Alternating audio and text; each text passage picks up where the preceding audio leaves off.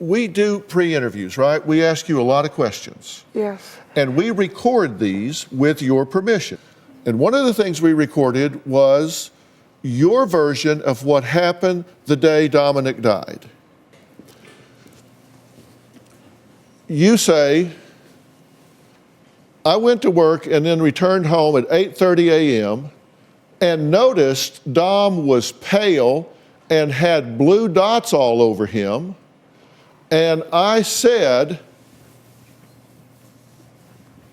oh my God, he needs to go to the hospital. Those blue dots tell you that he's leaking blood under his skin. He's going septic, right? Yeah. I went to the bathroom and took a shower. I had issues. I had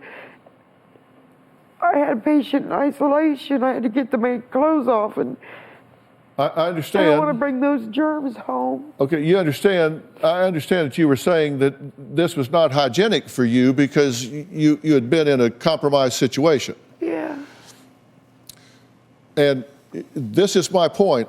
You've got a 10-year-old child with signs of sepsis, and you're worried about what you've got on the front of your uniform. He was so weak, I told him we need to take him to the doctor. He says he wanted to take a bath. Yeah.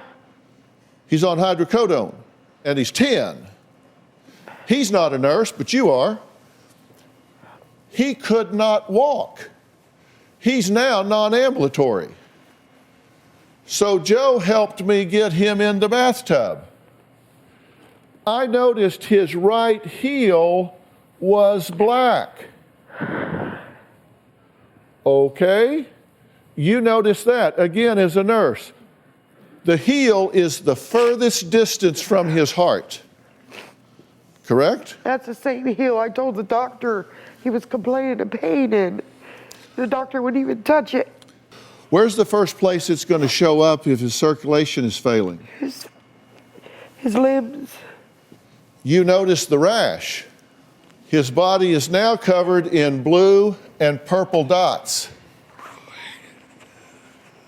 While Dom was in the tub, I took a nap. I worked 12-hour nights. I had to work again that night. I didn't know he was going to die. Of course you didn't know he was going to die. You don't know what you would have done in all this situation. I know what I wouldn't have done.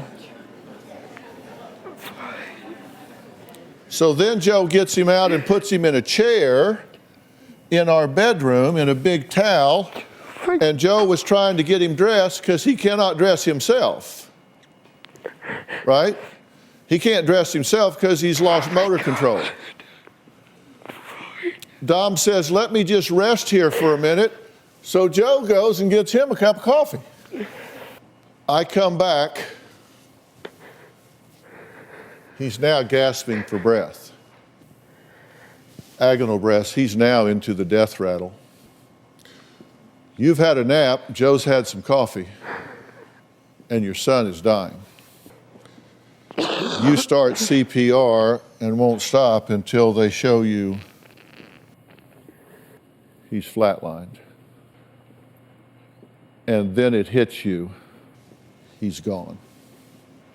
I can see it now. I wish I'd done everything different. Your husband's telling you that they're filing this criminal charges against you because it's retribution for a civil suit. That's not why, and I know that. I say I shouldn't be a nurse and I shouldn't be a mom.